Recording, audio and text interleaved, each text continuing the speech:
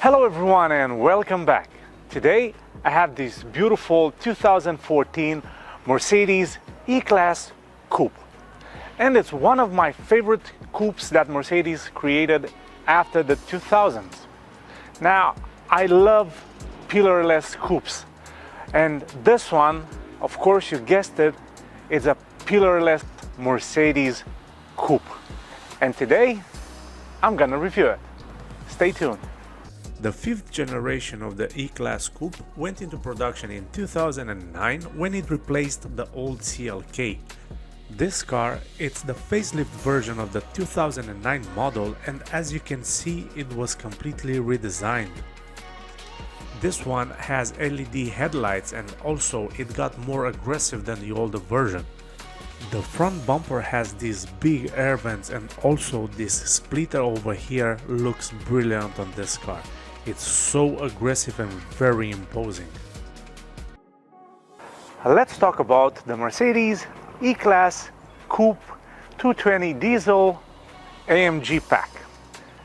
I do like this front end of this car. My favorite part is this AMG Pack. I like this beautiful front splitter here, which is chromed and brings out the aggressiveness of this car. Also, the front grille, it's beautiful, and these redesigned headlights look amazing. Even the hood, the shape of the hood looks beautiful. The engine on this car is a 2.1 turbo diesel, along with an automatic 7-speed G-tronic, sends this car from 0 to 60 in 8.3 seconds and develops 170 horsepower and 400 Newton meters, which is quite good for a coupe. Not excellent, but quite good. Even from this side, the car still looks great. I mean, just take a look at these beautiful lines. Also, the 18-inch AMG wheels look nice. Even the mirrors have this beautiful, clean aspect. There's nothing that I can moan about this car. Take a look at it.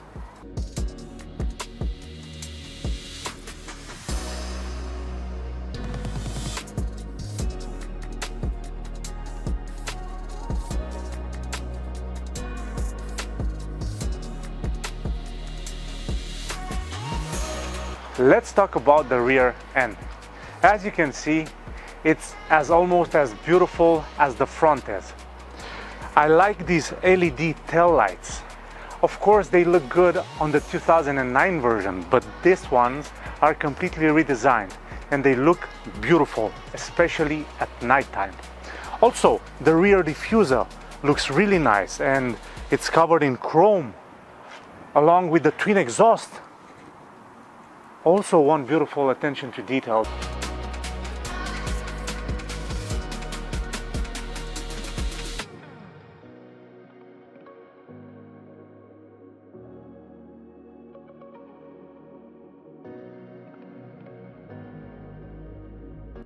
From this side, the car looks magnificent.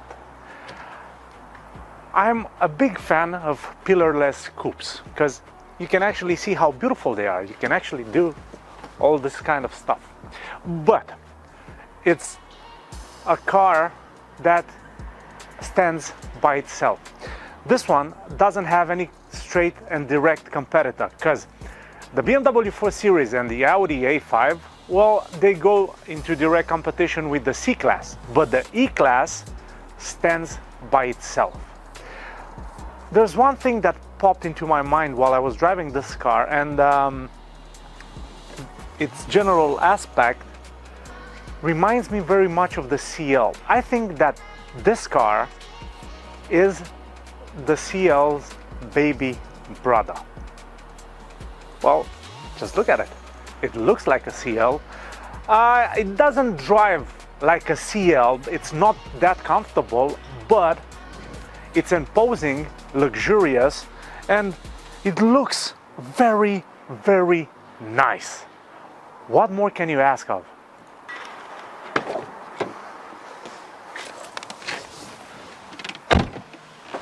Inside the Mercedes E-Class Coupe.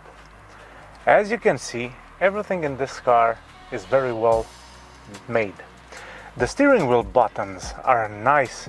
They've changed them from those old crappy sticky ones into this beautiful material. The steering wheel is wrapped in leather. Of course it's wrapped in leather, but it has a flat bottom and the leather feels nice. Everything in this car, it's proper German quality. Well, it should be, because this car costs a lot of money. Even now, in the second-hand market, a good car like this one, you can get it for 15,000 pounds, which is not that cheap. But considering that you get a car for life, if you take good care of it, well, I think you deserve it.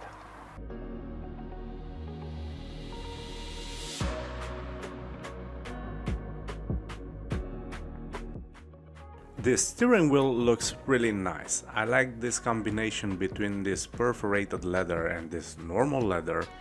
This aluminium trim here looks very well, and also these upper buttons here feel like they're made out of aluminium, which it's quite nice attention to detail. Also, the buttons on the steering wheel have been changed from that crappy material that they used in all the models, and these ones are pretty well built and they are nice when you touch them. I don't think they're gonna stick to your fingers like old models did. On the driver's side door we have the controls for the windows and also the controls for the mirrors, because they are electrically adjustable and retractable also. One key attention to detail is the fact that the door is wrapped in this beautiful leather and it has this nice white stitching over here, which it's quite beautiful. The headlights control looks really nice. Seems like it's made out of this beautiful aluminium with this piano black trim, and it's quite good looking.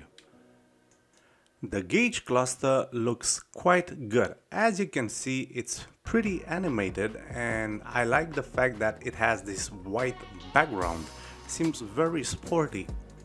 In the middle of the speedometer we have this LCD screen which replaced the old monochrome one, and it looks really nice and modern. In this screen we can see a couple of information about the trip, the navigation system, the audio, telephone, and of course we can adjust some settings of the car, which is quite neat.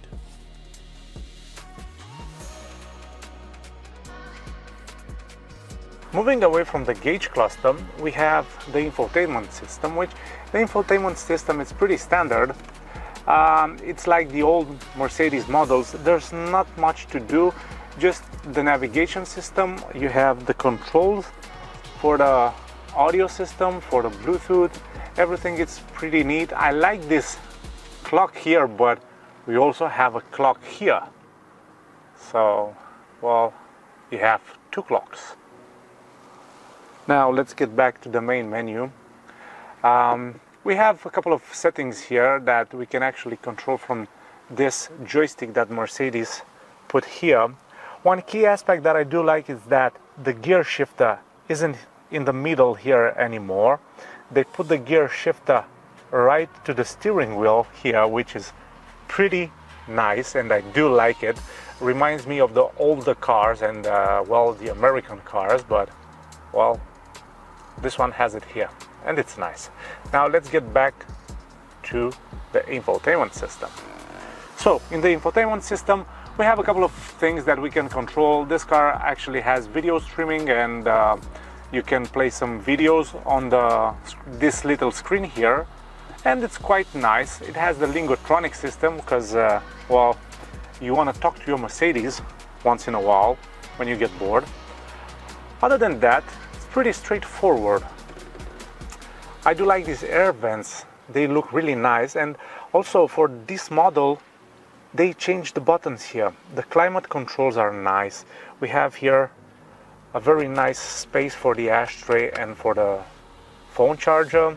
Also here they put two cup holders, which they are nice and roomy, and we have here the controls for the infotainment system and also for the gearbox. You can select the economic mode, the sport mode, and the manual mode from just this button. And here we have a blank button because I don't know what this was supposed to do. Going to the rooftop, we have here a couple of interesting buttons that control the light in the car. This doesn't have the panoramic roof, but still it has here the towing mode, which is interesting where they placed this button. Also the alarm of the car, and of course the reading lights and the door lights and the other controls. Well, one annoying thing is this sun visor, which I don't know what kind of material is it made from, but it feels very, very cheap, and it's actually kind of a bad foam.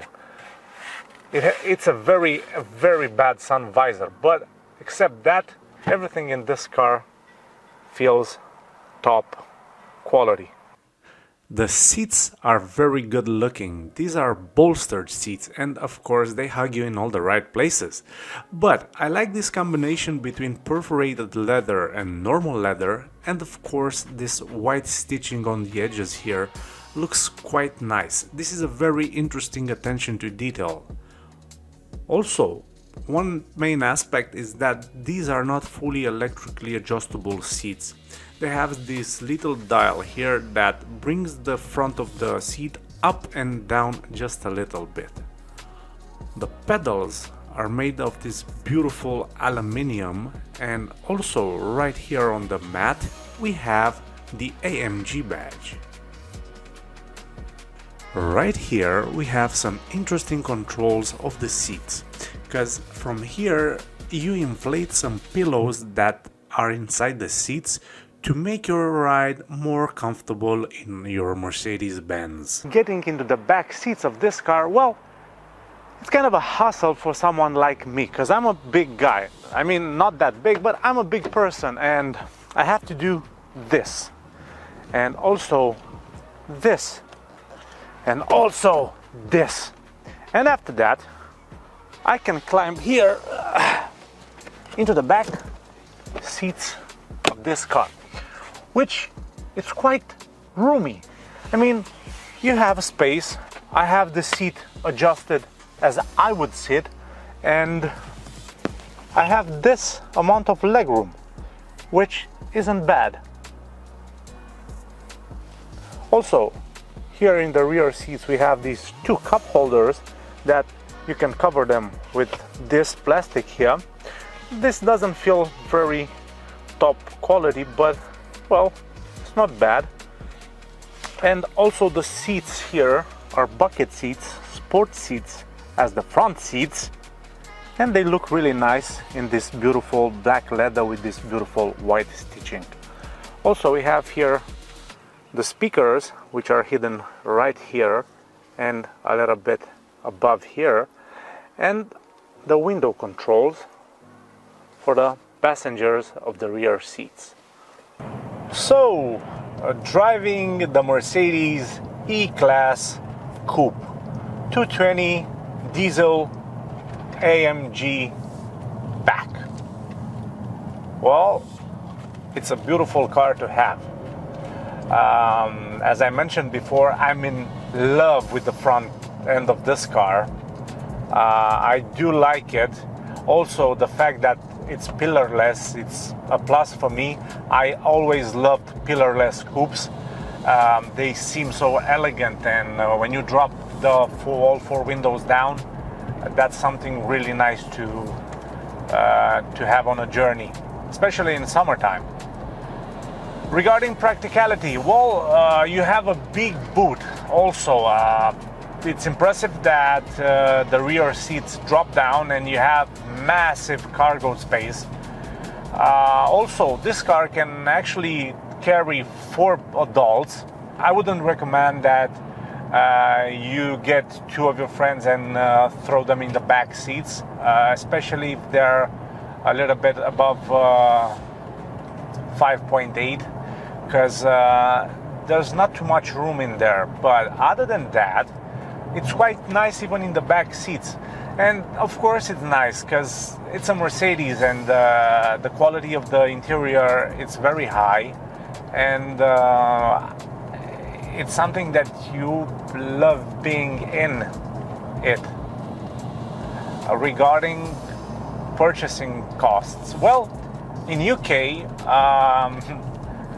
the prices start from 8,000, 9,000 for these facelift versions. Now, I wouldn't recommend one because most of them will have a high mileage and many owners, and well, you don't want to buy a car that has a lot of mileage on it, and especially if it doesn't have a full service history, because you can have some big headaches. Well, I've been driving this car for a couple of weeks now, and well, I can tell you that it's a nice car to have. This one especially because it's a 2.2 diesel. Actually it's a 2.1, but it's the E220. It has a very low fuel consumption. This one does roughly 50 miles per gallon, which is impressive considering that I do like to travel a lot sometimes, but I do prefer the Cayenne and the A8 on long journeys. But this one seems nice. Ride quality, it's very good. Regarding the noise that you get from this car being pillarless, it's not that noisy. I mean, it's quite quiet in here,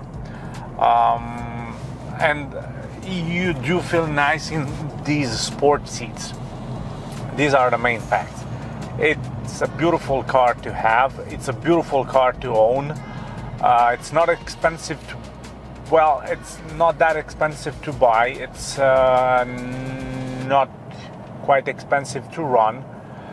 But do keep in mind that it's a Mercedes, and the prices are a little bit high on maintenance. I mean, if you want to buy a Mercedes with the maintenance of a Vauxhall, well, that's not gonna happen.